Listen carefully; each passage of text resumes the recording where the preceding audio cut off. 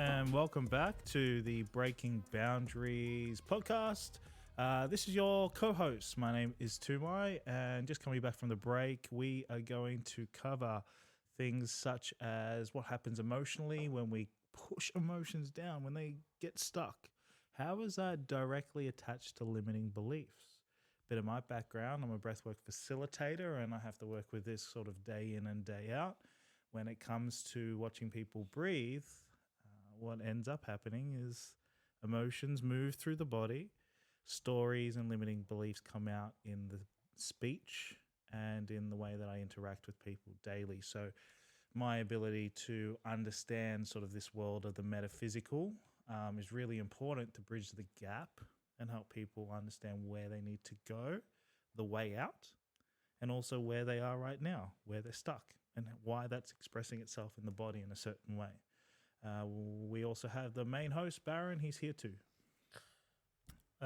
Thank you. What a wonderful introduction. Thank you to in terms of my background, I have a accomplished coaching background, both from a business perspective, but then also exploring the deep intricacies of the brain and the mindset by looking into the modalities such as neuro-linguistic programming.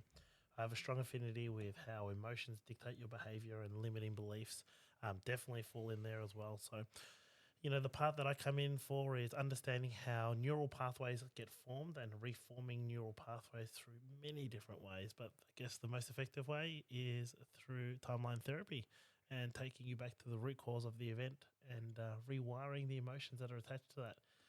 I do that through words, and Tuma does that through breath. And that in itself is a huge topic as well. So, there's the introduction of the two brothers on the Breaking Boundaries podcast with the two brothers.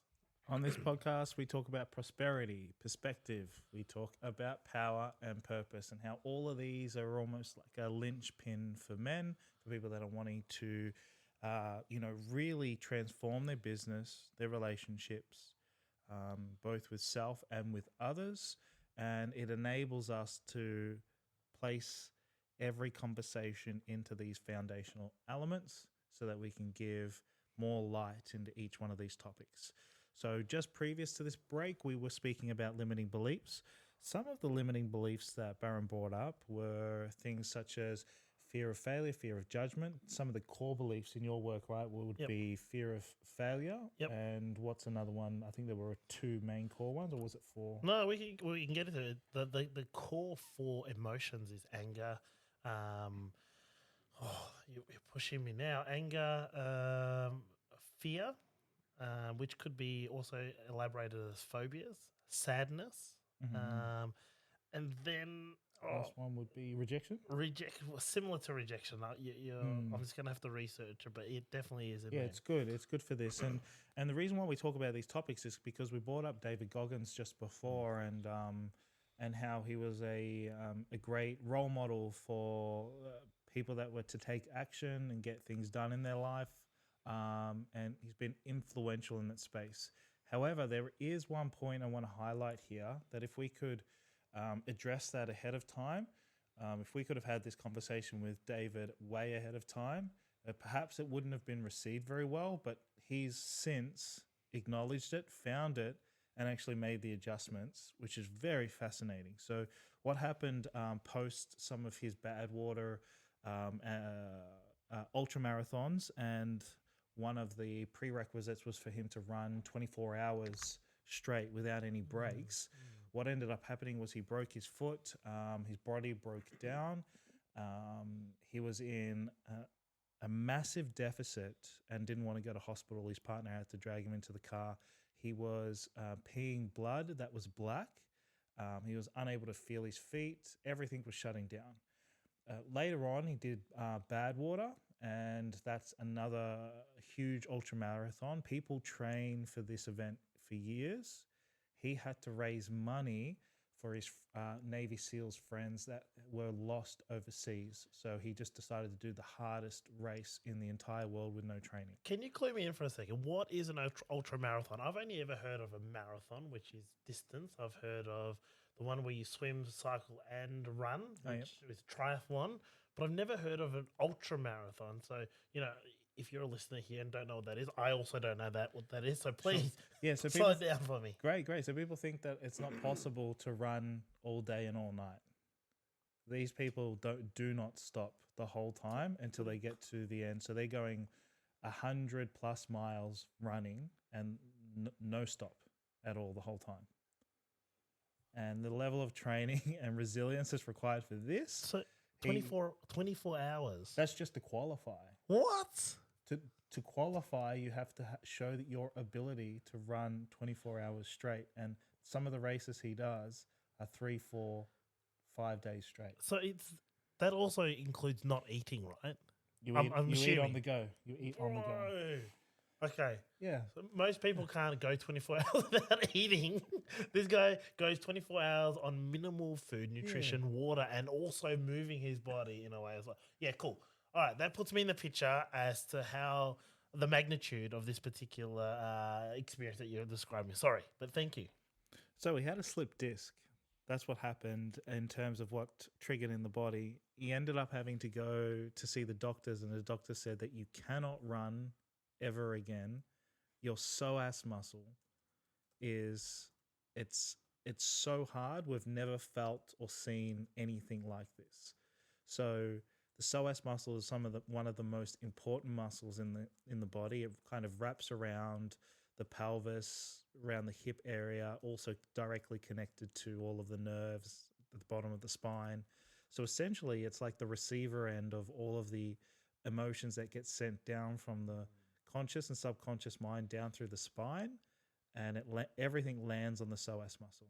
Can we just slow down for a moment here, because you're talking about a muscle and you're talking about emotions and receivers or something as well. We just need to, for those listening, let's talk a little bit more about this as well, because I know that, Uncle Joe Dispenza talks a little bit about this as well, and he makes specific reference to the thought being a chemical release, and the chemical release also being something that fires up and down in terms of the electricity that goes up and down. So can you explain that part for a moment as well?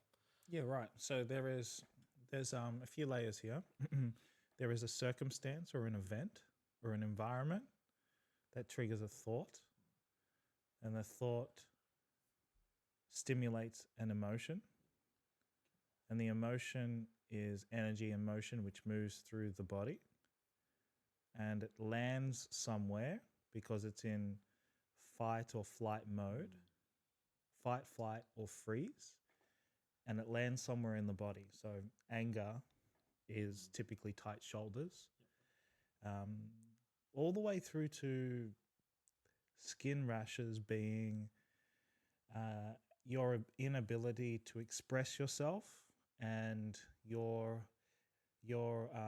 story that plays out in terms of at the thought level could be like rejection and no longer being able to have boundaries in life. Your skin's kind of the first layer from the external world. So skin represents typically boundaries and saying no, and anger. So if it expresses in rashes, you're too heaty, your anger is pent up inside, and you're unable to say no for boundaries. So just to put this on a basic, because you had so many layers in, right? It kind of blows your mind. But if you know what you know, then you know, right? If you know what Tumai's talking about, you know, right? But for some of those people out there who don't necessarily understand these concepts in its basic form, it's when you're angry, what happens? You get tense, your blood starts rushing, you get hot. And those are just some of the the surface symptoms. And now Tumai's talking about the multiple different layers and how far further down that those emotions can impact, I guess, how you are physiologically as well. Yep. So many layers there. I don't mean to take you off path, because you were talking about David Goggin. You're talking about the psoas, the firing of the emotions up and down at the base there. So I just wanted to slow that bit down for the viewers, but then also to make sure everyone's being brought along with the journey. Yeah, I love it. And ask any questions on your side too.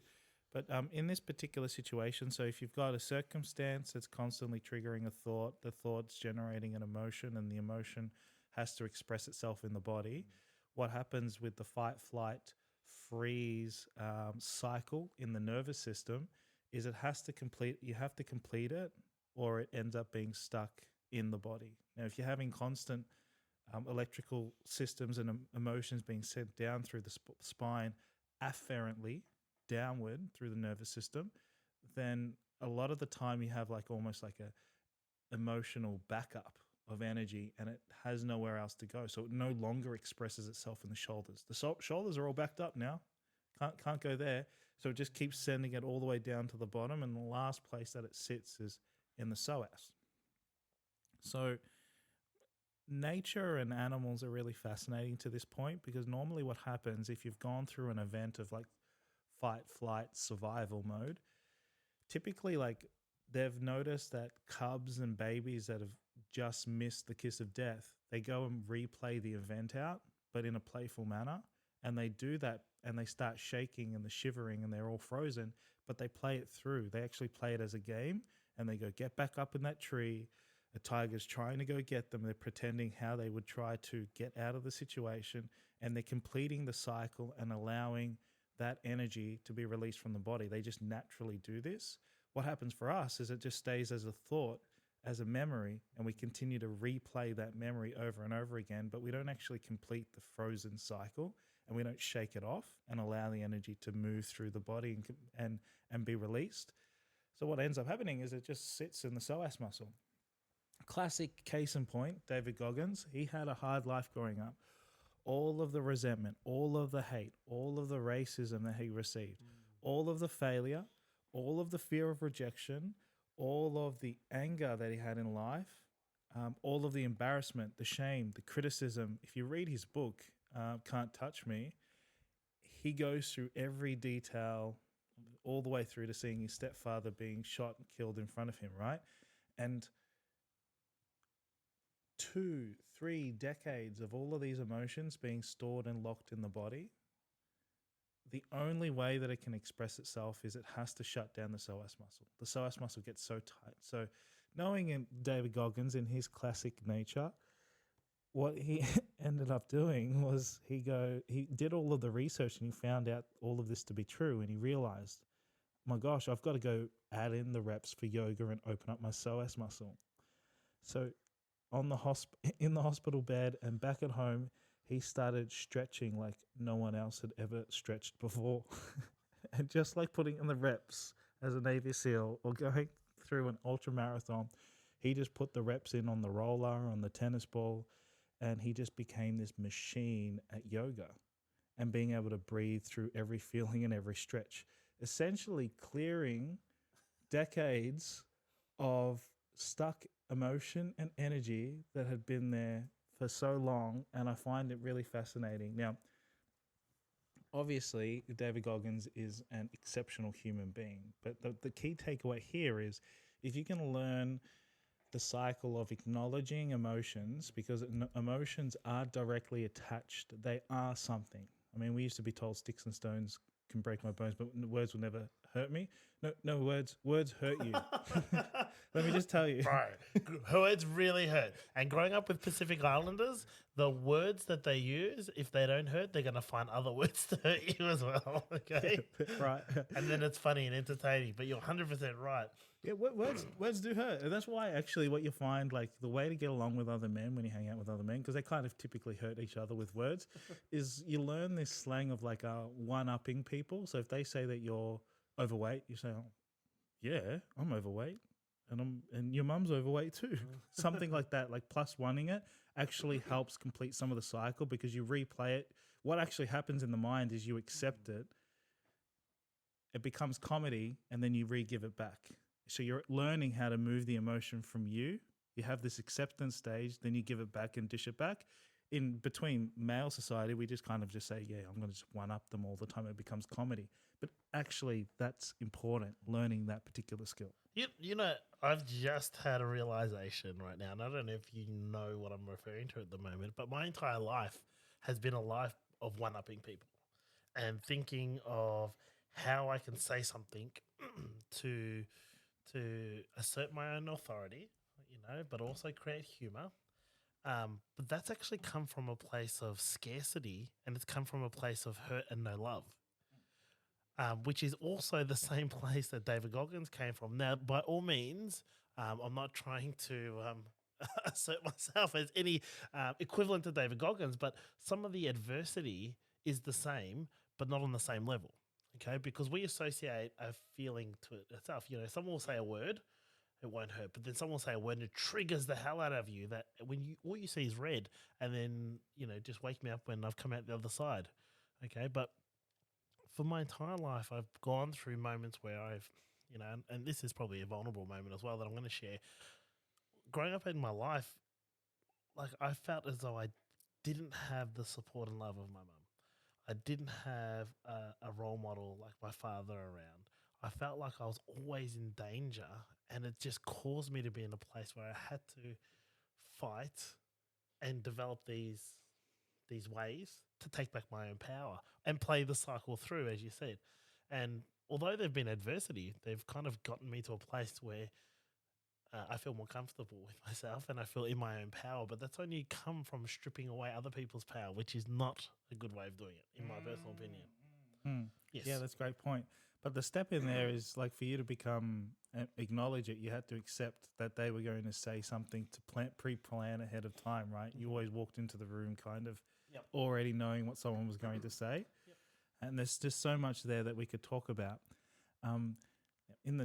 To the point in this particular situation here is what's important is understanding that there is a process that you can begin to create a habit in your life so that you're you're not left with stuck emotions in your body.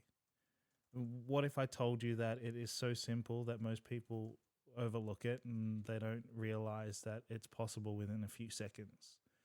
What if we're just walking around just sort of unconscious, taking on all this emotion from other people, walking into the news articles and reading all these bad news, going to the conversation and then hearing everybody else project their stuff onto us, and we're not able to distinguish what is theirs and what is ours? Because if you just put me in a room all alone with my own thoughts, there's quite a lot there already. To be honest, there's quite a lot moving. And then to go into a social situation where there's so many other pieces of information, it becomes very difficult to distinguish what's yours and what is other. So it's a simple 3-step process that I want to pass on. Outside of this, we kind of coach this as a process on week 1 of identifying, or it's like week 1 or week 2 of identifying limiting beliefs and being able to release it. So the first one is realizing that what's moving through your body is not you, that it's a program. And that comes from a state of awareness, and it comes from a state of noticing. Now, yes, it is important to know who you are, and I can define that in a moment for every human being. But when you were born, you didn't have fear of rejection. That was something that was taught to you, and that became your identity. It became a trait, and a trait turned into a habit, and a habit became your personality, right?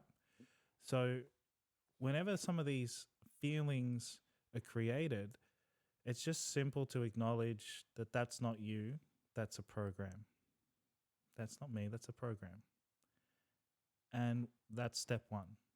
Step 2 is to notice and take a few breaths. Notice where it moves or where you feel it in your body. Perhaps you want to give it a weight or a shape, a color or a sound. Maybe it's just noticing the location. For me, at times when I feel a little nervous or perhaps embarrassed, I notice that it's at the roof of my diaphragm. That's very specific, isn't it? But that's because I have a really good relationship with my body. So that's where I feel flutters. My diaphragm actually flutters, and it's specifically the ceiling of my diaphragm. And your ability to notice and become aware of your own body is important so that you can identify what emotions are moving through your system.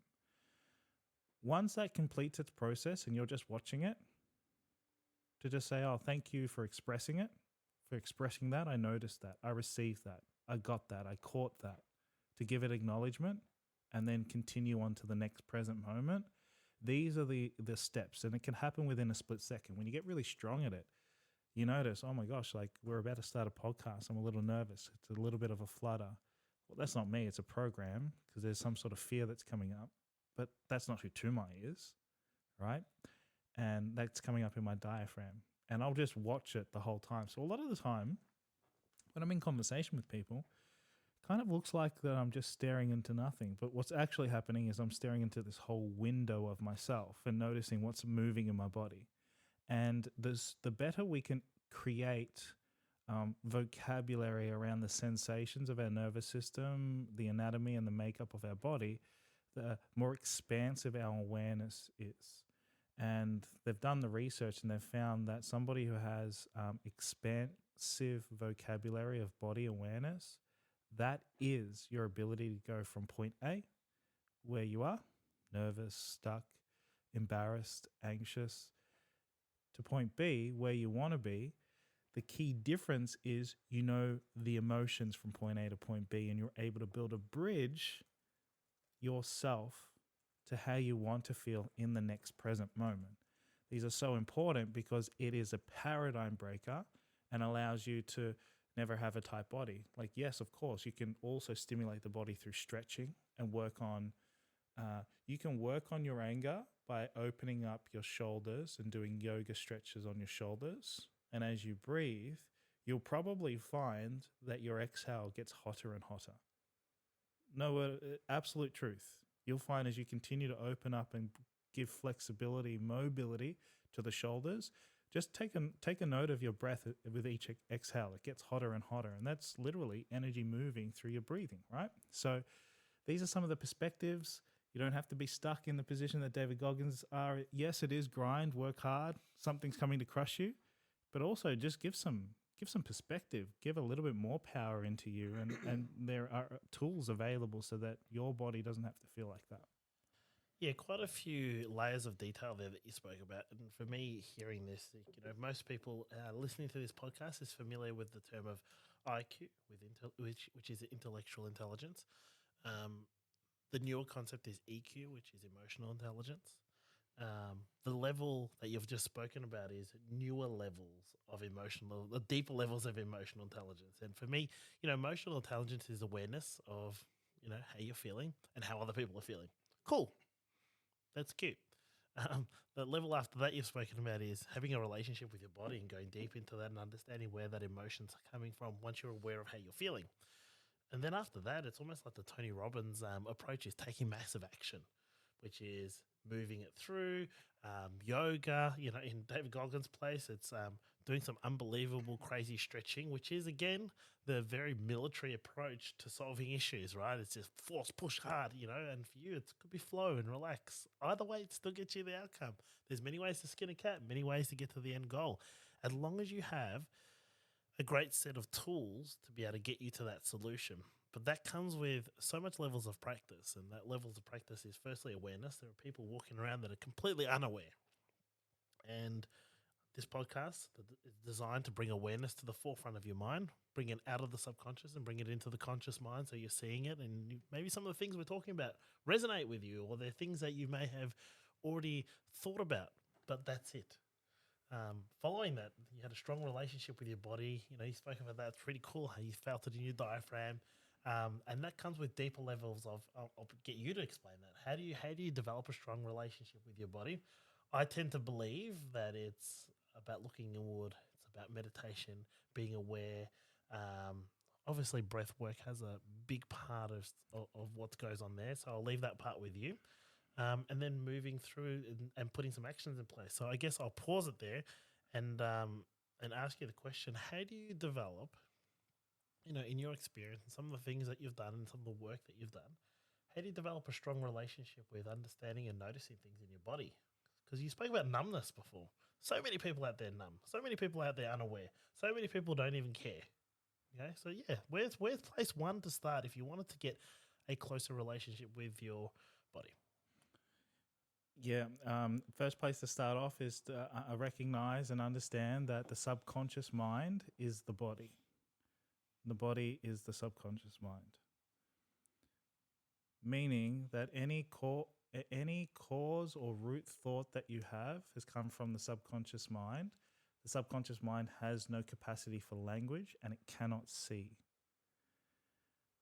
The conscious mind has to feed it and suggest or offer up by its comprehension of language and what it experiences, thought patterns and ways to the subconscious mind. All the time it's happening. The only way that the subconscious mind gets communication regularly, because it doesn't comprehend language, is actually through the body. We are dead when we cannot no longer feel or have any sensations in the human body, in our experience here. So once you understand just that connection and at the level that you're working at, you can begin to realize the expansiveness of the human anatomy and everything that's moving through the human body. Now, to your question on how to develop a vocabulary as best as I can, and we'll go on to vocabulary and language in a moment, the breath, your ability to breathe is the gateway to both the conscious and subconscious mind. Your breathing and your breath is the gateway to the conscious and subconscious mind. The reason for that is because your breathing is the only process in the body that can be regulated both manually by you, and it happens automatically. We are unable to change the beat of our heart from what we've known right now, from what the research shows. But what we can do is we can influence your ability or your rhythm of breathing to then change how the heart beats. But that starts at your ability to manually override, like a switch, your breathing. And why that's important is because we deeply need to understand breath awareness itself. Like, you hear me say it all the time, bro. It's like, when you breathe, take a moment to notice what muscles are used for you to inhale. Like, especially when it comes to inhaling through the nose or through the mouth. It all starts there. If you can just develop the noticing and the awareness of what happens in the breathing and what your breath touches internally in your body. Like right now, if I breathe deeply enough, depth of breath, I have the ability to breathe both horizontally and vertically, but fill up my belly, which touches the back of my spine, and I can feel that touch. I have the ability to hung my breath all the way through to each breathing bubble and use the breath and all of its tension to touch the top of my mouth to have an amazing euphoric experience, right? This is what's phenomenal about it. And with practice and with time, you can do it within one breath. It actually used to take me a lot of breathing to do that, but now you can kind of do it in one or two breaths. And so this experience of being able to activate certain muscles in certain sequences develops your ability to understand and assign feelings to muscles in each part of your body and each breathing bubble. Now, when it comes to developing vocabulary or language itself, the body and the subconscious mind recognizes no language. It has no capacity for it because it's unlimited. So language actually restricts it. Now, if that is the case, that means that you can assign any sound to a body part or feeling. Why is it that the sound of the English word embarrassment has to hit my diaphragm? Well, it's because I've taught it that word has some sort of emotional weight or power, and it expresses itself directly in my diaphragm. But if I reassigned the word, like just use the sound like, well, that would also, for example, directly express how my diaphragm is feeling too. So it's not technically embarrassment. The way that my body experiences it is through that little sound, actually. That's what all I hear. But my mind interprets it. My conscious mind interprets it only in the English language embarrassment. So I want to distinguish the two between the vocabulary of the conscious mind and the English language we use versus the infinite vocabulary of what you could build inside of your body, and understand that you can have a better relationship with your body with any word or sound. Perhaps a really good place to start is maybe the concept of breath work and where it's come from, a little bit about the evolution and its early beginnings, because, you know, for most viewers out there watching this, they may be familiar with breath work, knowing that it only comes from a person that goes out in the cold and does some cool hikes. That, that guy. But the deeper levels of breathwork that you're talking about now, for me, I've heard, because I've spoken to you plenty of times, but there could be people listening now that have never heard some of these concepts about understanding each breath bubble and making it fill the back of your tongue, euphoric experiences. Like, what the hell is this guy smoking? I assure you, we have not had anything to smoke. No illicit drugs have been taken during the filming of this podcast. Though that might be a great experience as well one day. We're not at that stage yet where we're doing that. So, let's slow it down, because, when I notice that there's a lot of guests that get on to podcasts and speak, a lot of the time they're experts in the field, and I look to you as definitely one of the experts in your field, so much so that you've mastered that area. Is there such thing as mastery? No, of course not. There's constant learning, okay? So I don't need to put you up on that pedestal and put that pressure on you, right? But it's more so that, I see you as an authority in that space. So for those listeners out there who have never experienced that, where would you start? And, how did this all form, and where did it come from? And talk to us a little bit about that. Yeah, right. Okay, so there's yogic text on breathing, but I would say that breathing is written in all cultures and all stories. It just happens that some cultures explored it deeper than others. Now, some of the yogic text was lost for a period of 200 to 300 years, and then they've found it again, and it's rebirthed entire families. So there's anywhere between 30 to 40 families of breathing styles to this day, modern day. And the best place to start, I would say, for any breather, for men, it would be the Wim Hof breathing or the oxygen advantage. It's only because men are a lot more in their bodies, and they require the body as the main catalyst to deliver any sort of experience. That's why meditation is really difficult for us guys. So if you look at breath work as a practice of breath awareness and something to do with your body, and have a huff and a puff and a ooh and an ah and get in some cold water, that's why it's sort of hit the world by storm, particularly for men. Wim Hof is great to pick up.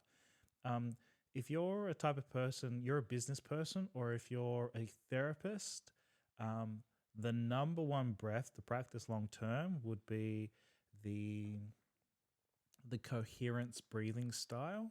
It's called, I guess the scientists from Heart Math Institution call it heart rate variability, and it dictates longevity, full stop. Like, that's the one breath. If you want to perfect anything, it would be coherence. And coherence is a simple term that's used to detail your ability to regulate both the heart and the heartbeat, and the mind and the thoughts, to create a synergy between the two, so that we have what we call the body hits a state of resonance. And that's so important in our work for therapists and for everybody that's kind of in this work and wanting to become better at emotions, better at their mindset, better at their physical game, or in the gym. It's the coherence breath. That's the one-stop shop. Now, if you're somebody that wants to do a little bit more of a release, then it would be best to go down more of a trauma release style. That's something that I specialize in. And that's more like a rebirthing style or a conscious connected style. These ones are really good breathwork styles for releasing in particular. So does that best answer the question? And I can give more history as to the background too, Yeah, right? I think that's a great introduction, and also talking about where it's come from as well. Personally, in my experience, I'm a big fan of Soma breath, which I'd love for you to explain as well. But then we can get onto the sexy stuff and talk a little bit about fire breathing as well, which the person that's retired right now, Israel Adesanya, is a huge advocate of fire breath as well. So, quick little post-editing tip here to make sure I put something in there about, some of these people that I've just mentioned as well. But for me, Soma breath, I'm a big fan of breathing and holds.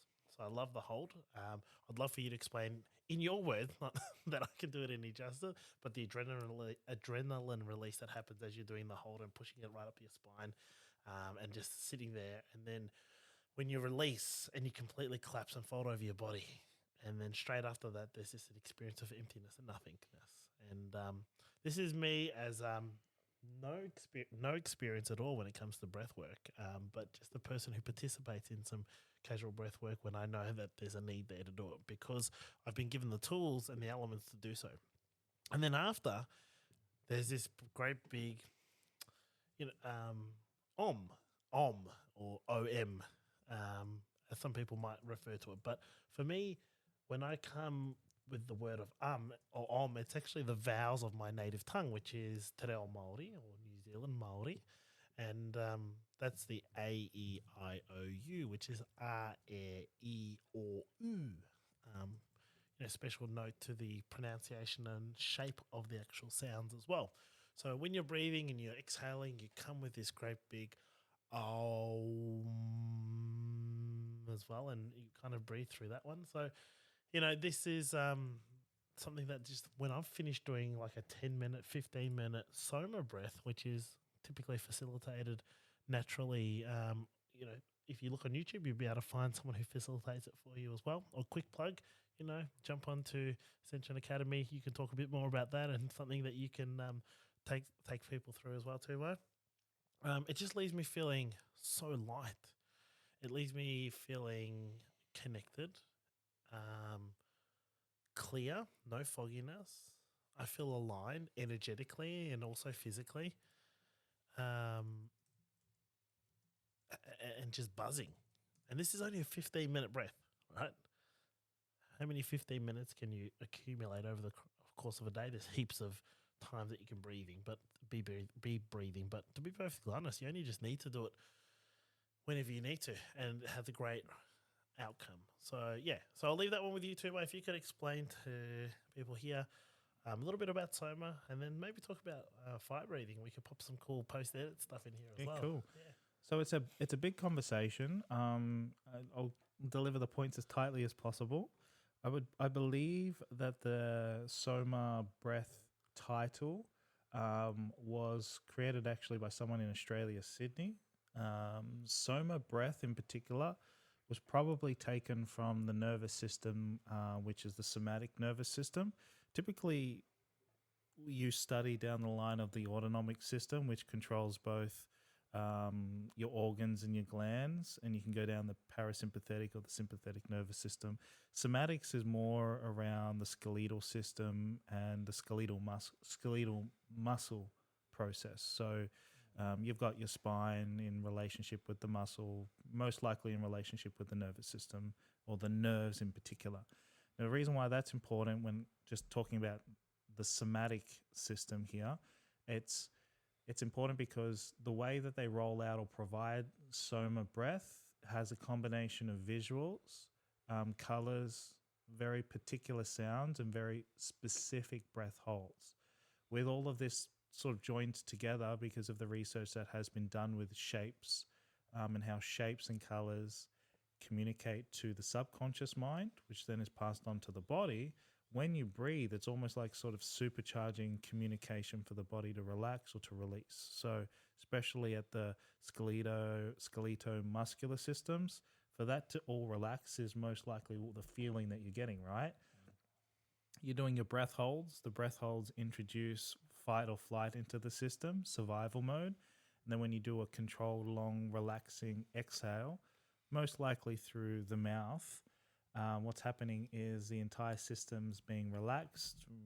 Ratio of CO2 and O2 are having to rebalance, but you're actually left with a euphoria because the ratios are typically changed to more of a CO2, and the blood starts to surge, the nervous system is recharged and relaxed. So that's what's in the tightest way possible. That's what's happening with the breath holds.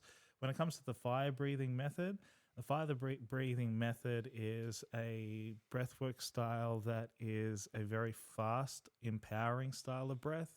It sounds a little bit like this, like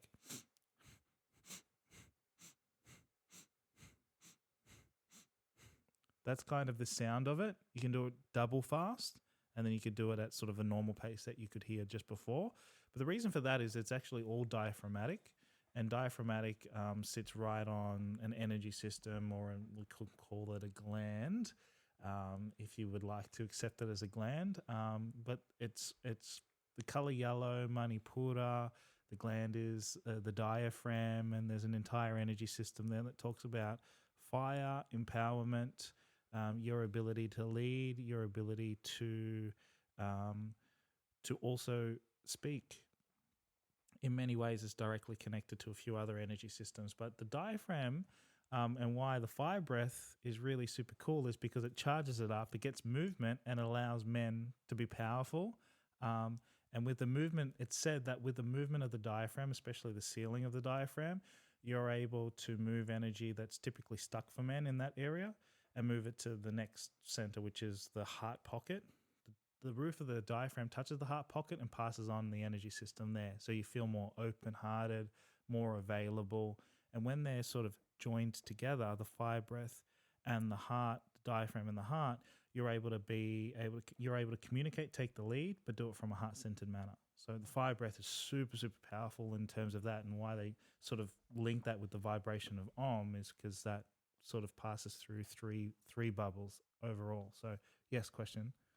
No question. I think it's really cool that you're able to explain that in detail and really just pull back the veil for people who've never seen this before or never heard of these concepts, and particularly men that are looking to either step into their power or understand what it's like to be in a place where they're flowing free, where there's no disease, or being in a place where they feel calm and able to make decisions, or being in a place where there's simply no physical ailment that they've got at all, which is really, really cool. And that's all achieved just through breath. You know, and we haven't even touched on some of the limiting beliefs that people have and just how you remove that through breath as well, which is super cool. But go ahead. I can see how powerful it would be to link this in with obviously neuro-linguistic language, programming there, and understanding pathways, because, you know, if that's true, subconscious mind is the body. You know, for me, I work through the body. For you, you work through the conscious and subconscious mind into the body. So we're both accessing it just through different windows of the house, kind of thing. Yeah. Look, and for me, emotion and energy is stored in the subconscious. You know, you cover that, and I'm very, very, very comfortable with that thought as well. And so much so that the subconscious mind will keep suppressing these experiences because it wants to avoid the conscious mind from reliving and re-experiencing some of those traumas. And, you know, some of these experiences that we've held on to so tightly because of an experience that we've gone through in life have now been stored somewhere in the body and I refer to in my modality is in the subconscious mind. And really what we do is, you know, through my work is we push through the conscious mind, and then we go into the subconscious. We bring that thought up and we bring that feeling up and deal with it. There's been some crazy experiences when I've worked with people around how some of these emotions have been formed, and their abilities to be able to go back to when they were 3 years old, 2 years old, when they couldn't remember this particular event that occurred. You know, and as you said, you achieve it through breath. I achieve it through questions, and all of a sudden the memories popped up about when their mother said this to them when they were in the cot of the room on one of the islands that they were in, and all they saw outside the bedroom was a stormy rain, but they thought they were helpless and scared at that particular time, and they weren't loved. But actually, they were, when they went and relived that event and went through and looked down on that event through timeline therapy, they realized that they were safe inside of a house, and they could just see outside the window as an infant in the cot, and they were loved, and their parents were just in the other room. But they had associated a feeling from that particular event that they weren't loved and it wasn't safe. So then you translate that to all the experiences that they've had in their future. They have trouble attaching to women because they feel like they're going to be abandoned. They have a poor relationship with their parents because they don't feel loved. They have aggressive and anger tendencies because they're fighting for love and demanding attention. And they're having problems in their career because they're struggling with a boss that's asking them to do a job. And it all comes back to that one thought, that one experience. And here we are trying to go, you know, as young professionals, we're trying to go, okay, well, do I take a career risk? I need to really develop and improve my skill. Or I've got this mindset problem and I need to fix my depression. Or I've got anxiety because I'm constantly thinking about the future. I'm sorry, but that happened years and years ago. And if you don't fix the root cause, everything that you're doing right now is not going to work. So, that's one experience that I can share. One experience that's present and personal for you would be that you recently called me about understanding why you felt overwhelmed and the way that it was perceived, where you were getting many different options. And I think you were starting to feel a little bit pressured, and it wasn't so clear to you as to what direction or option you should choose. And so if you could take us through that again, and we can unpack it a little bit more as well, what was happening in that phone call? Yeah. So, across the last 3 months, I think I mentioned this on the previous podcast, but I had so many business opportunities pop up, and it felt like I was just attracting so many opportunities. And, it's almost like every 3 hours I'd get a phone call and there'll be something else coming up, and, another opportunity to make money. Then there'll be somebody else coming up with a business opportunity. And then 3 hours later, there'll be something else going, hey, look, you can do some investments here. We can make some really great money, this, and that. And then a couple of days later, there'll be something else, right?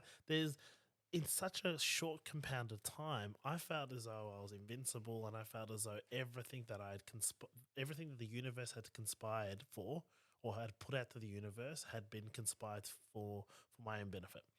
And I started to become a bit overwhelmed and not know what to do.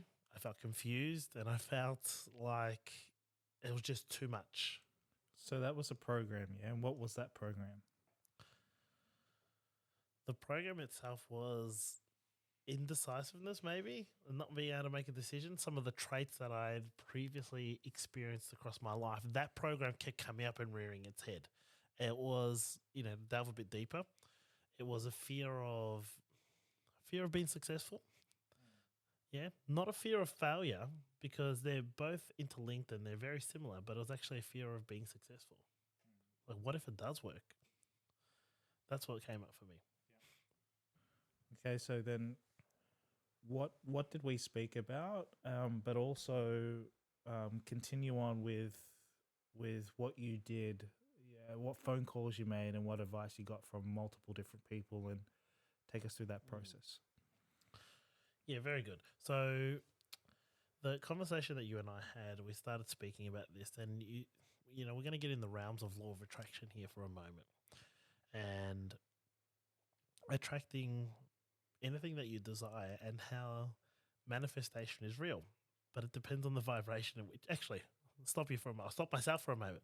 We're always attracting, regardless on whether it be positive or negative. And if things are going bad, this is happening to me, this is sad, and then I stub my toe. That's something that you're attracting because of the vibration that you're at. But one of the conversations that we had is the intention that I sent out to the universe.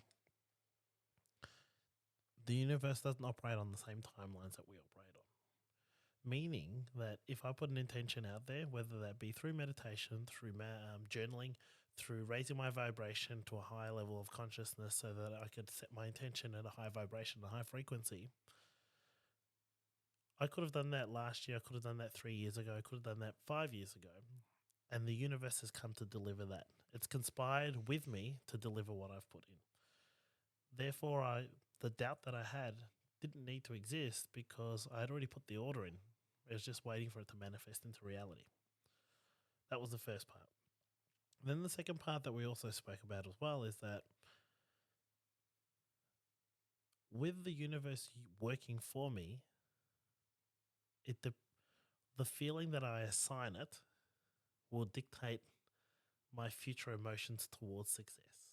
So meaning that if I label success or the delivery of things that I've manifested as confusing, difficult,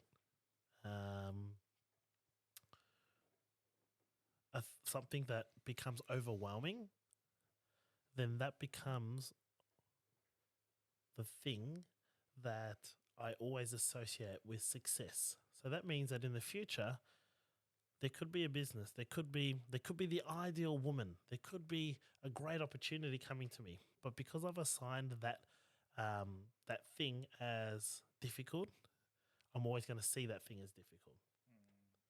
So I'm not sure if I've explained it properly, but yes. I think you've done it you've explained it in your words. I think when you called me, you said that someone advised you to check your vibration and where it's at first off, right? And then I said to you, well, it's really hard to check your vibration at the time that you put in the order because you're always putting in the order. The universe is, God is just going to honor what radio signal you continue to send out. And correct me if I'm wrong, you need something to happen now. You need it to happen fast. So your vibration that you're putting out is in tune and in a very specific signature. Yep. Right. Okay. So you're asking for something very specific, and most likely you have also set expectations of how you would like to specifically receive what you're asking for. Yeah. So it's been very specific, all the things that I've wanted and all the things that I've manifested and all the desired outcomes that I've put out there. Everything down to a T, as in how much, by when, what it looks like, what it sounds like, what it feels like. Everything was put out there. And when I was manifesting that or putting that out to the universe, I didn't necessarily know what it felt like to have it, but I knew exactly what I wanted, or I created the future outcome of what I wanted and brought it into this moment right now. Mm-hmm. Yep. So change your thoughts, change the world. Yep. And essentially, if you are, if the principle that I said to you, if you're able to distinguish, again, we got to get down to the distinguishing of differences here. True principles to falsehoods, that is going to make a vast difference in your thought patterns, because true principles, if you can align with true principles, that a seed is planted in the dirt and it's an apple seed, and if you give it some water, the apple seed grows. The whole world is built upon true principles in order for things to just work. We exist in true principles. Where it becomes falsehoods is when our perspective or our lens, humans or society say or view things in a specific way that aren't quite the truth, or they are not absolute truths.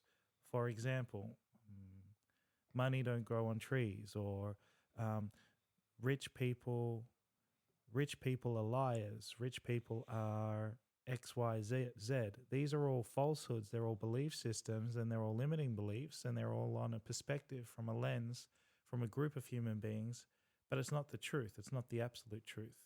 What happens at times when it comes to hitting thresholds internally, I mean thresholds as in if your value system and if your vibration is asking for wealth and abundance, and if you're sending that out as a frequency, you had a realization where I said to you that the true principle is that you were actually born wealthy, and that God had given you everything already, and that it is natural for you to have many options, and that is how it would like to provide for you. The falsehood on top of that is your lens or your perspective is that it is overwhelming, that you have a program here to tell you that you fear success, or perhaps you fear the embarrassment behind the success, or the embarrassment just to choose. If you were to choose and put all your stakes on option A or option B or option C, what would people think of you? So that's a falsehood, that's a perspective, and that's a lens, but that's not a true principle. And all you need to do is align with a true principle, and this is for every male. You naturally are all wealthy. So for all I know, opportunity had presented itself for many, many years to me, over and over and over and over again. And for those, listening to this as well, opportunity's always been there, but you may not have seen it because you may not have been tuned in to see it. You may not have been at the right vibrational level to receive it. And, we might be on that stage now where we're talking about the woo-woo and all that kind of stuff, but it's very real. I only know though because I've experienced it and I've gone through it. I've gone through the negative sides of it, and I've gone through the positive sides of it, whatever that means to you, right? Because it's always happening. So, we spoke about this in our earlier episode where we talked about limiting beliefs, and how we first were born into this world. We did the Darren Hardy thing, and we were naked and we were scared and we were ignorant. We had nothing else. And from then onwards, we stacked on all these other things on top. we chose to accept them. And if they can be stacked on top, they can also be removed as well. And that's probably the deeper layers that we didn't get, that we're touching on now. Yeah. Yeah, absolutely. So some of these, like, because I teach the law of vibration, so it just comes off all the cuff of my hand, like it's just written there straight off the top. But there's some foundational parts that you have to get first in order for you to be able to readjust and realign and notice what's in your blind side, know what you want, know what you don't want, know how to make that clear as to what you want and what you don't want. And then after that stage, know how to focus on what you want so that you can place the order in effectively, and all you need to take care of is the vibration part. But what happens is most people, and to attest for the fact that the law of attraction or the law of a vibration or the law of expression or the law of reciprocity, this principle is true. We can go through all sorts of tests of reality, but the stage, just a simple one, is that most people are constantly attracting. They just are attracting what they don't want because they focus on on the results that they don't want, but they don't realize that they're focusing on that. And there's something to add there as well, which is only my 2 cents. There's a specific way to put an ordering as well. And it comes down to the language, because the language carries a certain vibration. Also, the intention carries a certain vibration as well, which is another topic for another session. But it is very long. But you're 100% right. You're on the money there. Yep. When it comes to setting the intention, a lot of people just don't know how to do it. Yep. And that's no fault of anyone's, other than the fact that this information isn't readily available. It's not taught in schools. It's hidden away from you. It's only a program where we believe that the people that are lucky are the ones that are always lucky. That's right. It's another belief. Yeah, that's a great perspective, because what you find that the people that are always lucky, they actually have what's also present with them is they also vibing high and joyful. Yeah, what you're saying is they're always lucky. Is that what you're casting onto them? You're casting judgment, which is a low vibration. You're casting a negative thought. It's them happening. What are you saying about yourself? You never get anything. That's also the inverse of what you're saying. These guys that are always lucky, as you put it, they don't care about any of this. They got no thought. They're oblivious to it. They're just happy Larry in their own kind of world that they live in, which is such a cool place to be in. Yeah. So the entire point here is that the law of attraction, vibration, expression, or reciprocity is always happening for you. It's just a matter of you understanding your languaging, your thoughts, your vibration behind it that's actually reproducing and recreating what you continue to ask for. The art in knowing how to ask is the key. And the other part is realigning to true principles and understanding that you are always wealthy and that you are always in receivership once you align with true principles. And why it's so important, come full circle here, why it's important to understand how to identify your limiting beliefs and how to release limiting beliefs. You can do that with a coach, and you can do that with yourself. And the process that I'm teaching of just noticing what comes up, labeling it, that's not me, that's not a program, seeing the feeling and the emotion, that is most of the heavy lifting and the work. And if you can continue to do that presently, you'll end up creating a new future or a new next present moment that you've never experienced before, because you're at a vibration, a thought that you've technically never created before for yourself. So you're creating an entire new pathway and possibility. This is so important, especially in Artiki's work, in Baron's work with the limiting beliefs. There are things there that you will realize that have been there for a very long time and they're within your blind spot. So you get to work there, and you also get to work on yourself. And the beautiful part of this is once some of the main limiting beliefs are removed, you actually arrive at a restoration of just who you are naturally. Put your order in then and see what happens. And then you can start to test reality on whether the law of attraction, vibration, expression, and reciprocity is real or not for you. Yeah, 100%.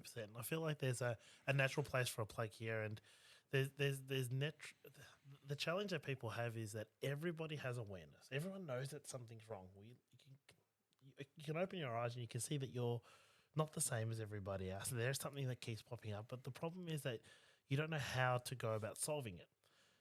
And like when most people go to the gym, they go to the gym, they start, they have this great motivation, and then they stop going, right? And that's where the coach usually comes in. The coach usually comes in to keep them on path, because as you stay on path, what you do is you develop a new habit, you develop a new possibility, you develop a new thought. And as you're raising your vibration and changing your thought and going through the motions of developing new possibilities, as we've both discussed, you then have the ability to change your future. But without the coach, it makes it so much more harder. And that's what I'm trying to say here. And this is by all means no call for you to reach out and do any business, but it's more the fact that we've been through it. Like if I were to ask Tony Robbins for his advice on certain things, he would be at a complete different level and in the things that he says. This is me at the level that I'm at now, giving you the advice, meeting you where you are. I just know it works. The same way that Tony Robbins knows all these things work, and I just follow the process, and I know the process will rewire new pathways, change my thoughts, give me opportunities and create new possibilities. But you can't do it until you experience it. You won't believe until you experience it. You won't believe in vibration and attraction until you experience it. You won't know that manifestation's there until you experience it. So, this podcast will be up on YouTube. Some of the shorts will be up on Instagram. The TikTok account's also up. If you did have any questions, feel free to reach out, and happy to have a conversation. There's also Tumai here as well, who also works deeply in the breathwork space. So please take it away and tell us about your business and what some of the things that you do, please. Yeah, absolutely. So I run a business called the Ascension Academy. We specialize in educating therapists on modalities such as breathwork and Mother Nature essential oils aromatherapy. Now, what we do is we create programs to enhance, to deepen already practicing therapists. For example, we work with chiropractors, we work with traditional Chinese medicine, masseuse, we work with even your day-to-day coach. Because again, we've learned today that there's no one access point to the body and to the mind. So providing all of these tools to allow people to utilize Mother Nature essential oils and the aromatic smells that directly communicate to the limbic brain and to the emotions, and using breath work to relax the system or to release the system, to rejuvenate the system, is such an important work. And both of these modalities blend in with what is already existing in a practice or in a work that you already have in your own store. So that's what we have in terms of online courses. Thanks so much for joining in today's episode on Breaking Boundaries. My name is Tumai. Thank you again. And my name is Baron, and it's been a pleasure serving you, and we'll see you in the next episode. See ya.